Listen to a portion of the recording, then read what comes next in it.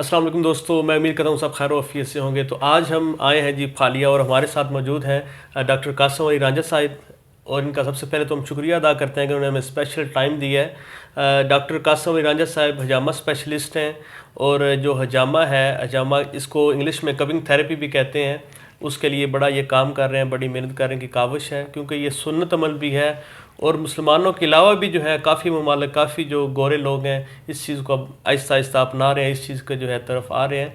तो सबसे पहले जी कासम भाई बहुत शुक्रिया। Thank you so very much. सबसे जो हमारी जो ऑडियंस है, जो हजामा है, इसके बारे में सबसे पहले थोड़ा सा तारुफ करवा दें कि क्या चीज़ सबसे है। पहले तो जैसे कि आपने बताया कि हिजामा जो है एक सुन्नत तरीका इलाज जी है, तो डेफिनेटली हमारे लिए सबसे बड़ी चीज़ यही है कि ये सुन्नत तरीका इलाज है। ठीक। आमतौर पे ये तरीका इलाज जो है, अगर इसकी थोड़ी सी हिस्टोरिकल पर्सपेक्टिव पे बात की जाए, तो कुछ रिवायात के मुताबिक जो है ये चाइना से शुरू हुआ, बाज़ ठीक रिवायात है। के मुताबिक जो है ये यूनान से शुरू हुआ, बट माइग्रेट होता वो मिस्र के अंदर आया। ठीक। तो रसूल अल्लाह सल्लल्लाहु अलैहि सल्लल्लाहु अलैहि वसल्लम ने जो है वो मिस्रियों से इस तरीका इलाज को देखा ठीक और है। आपने बड़ा इसे पसंद फरमाया। ठीक हो उसके गया। बाद इवन के जब रसूल अल्लाह सल्लल्लाहु अलैहि वसल्लम शब मेराज पे गए, जी जी। तो आपका फरिश्तों की जिस जमात पर से गुजर हुआ, उन्होंने कहा कि आप अपनी उम्मत को जाके हिजामा का हुक्म फरमाएं। ठीक हो तो गया। रसूल अल्लाह ने अपनी ज़िंदगी के अंदर सल्लल्लाहु बारहा हिजामा करवाया। और ठीक हो गया। इसमें आपने फरमाया कि हिजामा एक ऐसा तरीका इलाज है जो बीमारियों को जड़ से ख़त्म करता है। ठीक है। तो इसके अंदर सही मुस्लिम बुखारी के अंदर पूरे बाब हैं, पूरे ढेरों अहादीस हैं ठीक जो हो गया। इसकी अफादियत के ऊपर जो है वो बड़ी गहरे असरात रखती हैं। तो ठीक हो गया। ये तो सबसे पहले तो बुनियादी चीज़ यही है कि जी हम इसे बिल्कुल एक अकीद और एक ईमान की तरह जो है हम इसे मानते हैं और इसके तरीके से हम इलाज करते हैं। और ठीक। अल्हम्दुलिल्लाह इसके बहुत ही बेहतरीन हमें जो है वो रिज़ल्ट देखने को मिलते हैं। अच्छा, इसमें किस किस बीमारी का इलाज आप कह सकते हैं, कौन कौन सी बीमारी का इलाज है। आमतौर पे हमारी जो है वो ज़्यादातर बीमारियां हमारे गंदे खून की वजह से ही होती हैं। ठीक है। जालिनूस ने जो एक सेहतमंद इंसान की तारीफ़ की है, उसने ये कहा है कि अगर किसी इंसान के अंदर उसकी ब्लड सर्कुलेशन प्रॉपर तरीके से चल रही है तो वो इंसान सेहतमंद है। ठीक है। क्योंकि आमतौर पे हमारी बॉडी के अंदर जब ये टॉक्सिन जमा होता है, उसी की वजह से हमारे हमारे जिस्म के अंदर बीमारियां जो है पैदा होना शुरू हो जाती हैं। अगर कोई पेशेंट कोई हेल्दी इंसान भी 100 दिन के बाद अगर हिजामा करवाता रहता है, तो ठीक है। उसकी बॉडी में से डेड सेल्स जो है वो निकलते रहते हैं, सारा टॉक्सिन निकलता रहता है।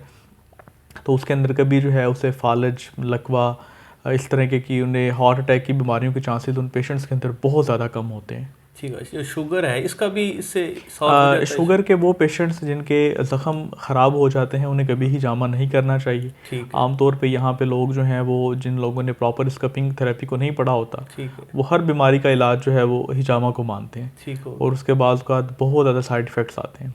तो थैलीसीमिया के पेशेंट्स हैं या शुगर के वो पेशेंट जिनके ज़ख़म बहुत ज़्यादा जो है वो हो जाते हैं, या जिनकी HB लो है, या बहुत ज़्यादा वीक पेशेंट्स हैं, उन्हें अच्छा हिजामा अच्छा, नहीं करना चाहिए। उसको नुकसान होगा उनको। एग्जैक्टली और उसके बाद जो है वो आमतौर पे जो हिजामा करने वाले हैं उनके पास प्रोफेशनल इक्विपमेंट्स नहीं होते। वो अच्छा अच्छा। बहुत जो है वो हाइजेनिक इक्विपमेंट इस्तेमाल नहीं करते, ठीक जिससे है। पेशेंट्स को जो है बाजू का साइड इफ़ेक्ट का सामना भी करना पड़ता है। तो जब भी आप कभी हिजामा करवाएं, तो इस चीज़ को लाजमी जो है वो जहन में रखें कि आपका डॉक्टर जो है वो प्रॉपर आपके जितने भी इक्विपमेंट्स इस्तेमाल कर रहा है वो सारे डिस्पोजेबल हों और वन टाइम यूज़ करने के बाद उन्हें वो डिस्पोज कर दे। तो कभी भी जो है वो रीयूज़ जो है वो आपके ऊपर कोई इक्विपमेंट इस्तेमाल ना किया जाए। खून का असूल है, खून जहाँ पर भी लग जाए, वो आपके ग्लव्स हों, आपकी शीट्स हों, आपका इंजेक्शन हो, उस चीज़ को दोबारा कभी इस्तेमाल नहीं किया जा सकता। ठीक है। अच्छा, ये तो थोड़ा सा तारुफ हो गया। अच्छा, अब ये बताएं जो प्रोसीजर है जो हजामे का, अभी हजामा मैंने भी करवाया थोड़ी देर पहले, तो उसके भी इंशाल्लाह जो क्लिप है वो दिखा देंगे। तो हमारी जो ऑडियंस है उसके लिए बता दें किस तरह स्टार्ट से लेकर एंड तक कौन कौन से स्टेप्स हैं इसके। इसमें सबसे पहले तो होता है कि पेशेंट का प्रॉपर चेकअप किया जाता है, पेशेंट ठीक है। की जो है वो हिस्ट्री ली जाती है, क्योंकि हमारी बॉडी के 143 पॉइंट्स होते हैं और 143 पॉइंट्स को पेशेंट की हिस्ट्री लेने के बाद जो है वो डॉक्टर डिसाइड करता है कि कौन कौन से पॉइंट्स के ऊपर जो है वो हिजामा करना चाहिए। हमारे ठीक है। प्रॉपर जो है चैनल होते हैं, ठीक हो उसके गया। अकॉर्डिंगली जो है सबसे पहले तो देखा जाता है कि कहाँ कहाँ पे हम पॉइंट्स लगाएंगे। ठीक है। उसके बाद अगर जो बाल हों तो बालों को रिमूव किया जाता है, फिर सिपरेट के साथ प्रॉपर सफाई की जाती है। ठीक है। फिर कप्स की जो है वो सक्शन के थ्रू उन्हें लगा दिया जाता है थोड़ी देर के लिए, ताकि सारा टॉक्सिन जो है वहाँ पे इकट्ठा हो जाए। फिर उसके बाद सर्जिकल ब्लेड के साथ माइनर से कट्स दिए जाते हैं, जिसकी बिल्कुल पेन नहीं होती।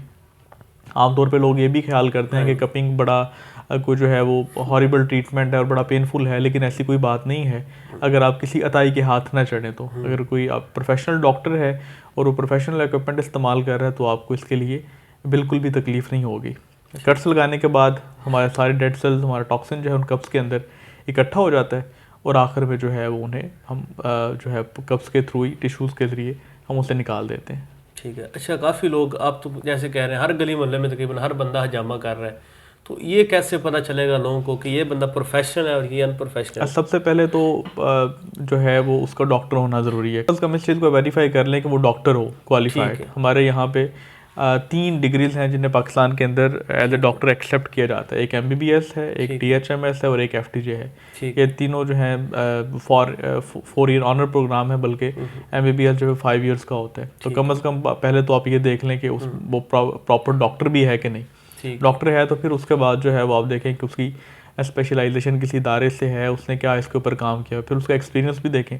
उसके बाद फिर आप उसके इक्विपमेंट्स भी देखें कि वो किस तरह के यूज़ कर रहा है, उसका जो है वो सिस्टम, उसका रूम कैसा है, उसमें हाइजीन के रूल्स की खिलाफ वर्जी तो नहीं की गई। तो इन चंद बातों से जो है वो आप थोड़ा सा एनालाइज करके तो आप वहाँ से हिजामा करवा सकते हैं। अच्छा, लास्ट पे कोई आपका ऐसा कोई आया हो जो मरीज़, कोई मतलब जैसे रेयर कोई वाक़यात हो जाते हैं जिसको बड़ा काफ़ी इशू था और हजामा कराने से वो सॉल्व हो गया? मुतअद्दिद ऐसे पेशेंट्स हैं जिनके बहुत ज़्यादा मसाइल रहे हैं।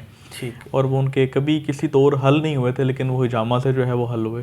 ठीक। रिसेंटली मेरे पास एक कनाडा का पेशेंट था, वो वहाँ पे उसका कनाडा के अंदर ही वो गाड़ी पे जा रहा था, तो गाड़ी का जो है वो टायर फट गया और नीचे वो गाड़ी जो है वो बिल्कुल पत्थरों के ऊपर एक बहुत देर तक चलती रही। अच्छा। जिसकी वजह से उसके जो है वो सारे मोहरों के अंदर ठीक ठाक किस्म का एक पेन आ चुका हुआ था और वो 15-20 साल से उस पेन के अंदर जो है वो बड़ी हाई स्टीराइड जो है मेडिसिन यूज़ कर रहा था। उसे किसी ने कपिंग का बताया, वो फालिया से ही था, वो आ गया मेरे पास, हालांकि उसे सीरियस नहीं ले रहा था। अच्छा। लेकिन जब उसके मैंने कब्स लगाया तो उसकी मसला ये होता है, उसके सारे मसल फट गए हुए थे, इंटरनल ब्लीडिंग हो चुकी हुई थी, उसकी जो है वो ब्लड सर्कुलेशन बिल्कुल नहीं चल रही थी। आमतौर पर जब मेडिसिन इस्तेमाल करता था, खून पतला करने वाली मेडिसिन इस्तेमाल करवाई जाती है। अच्छा। तो वक्ती तौर पे खून जो है पतला हो जाता है, तो वो वक्ती तौर पे तो ठीक हो जाता था, लेकिन थोड़ी देर के बाद अगेन उसका वही इशू था।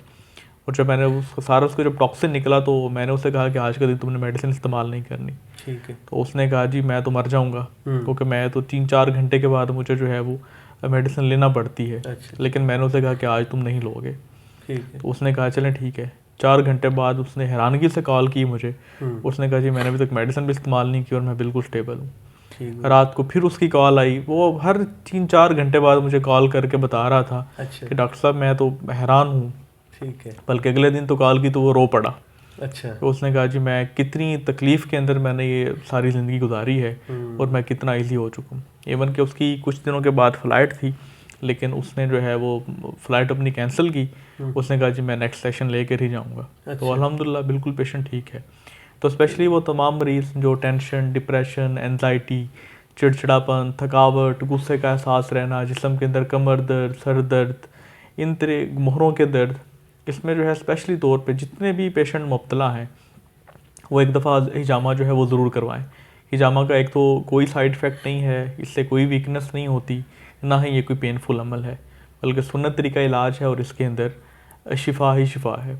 तो एक दफ़ा बल्कि रसूल अल्लाह सल्लल्लाहु अलैहि वसल्लम हिजामा करवा रहे तो बनु फरादा का एक शख्स आया और उसने जब आपको देखा कि आपका खून निकल रहा है तो वो बड़ा हैरान हुआ। उसने पूछा आप ये क्या कर रहे हैं?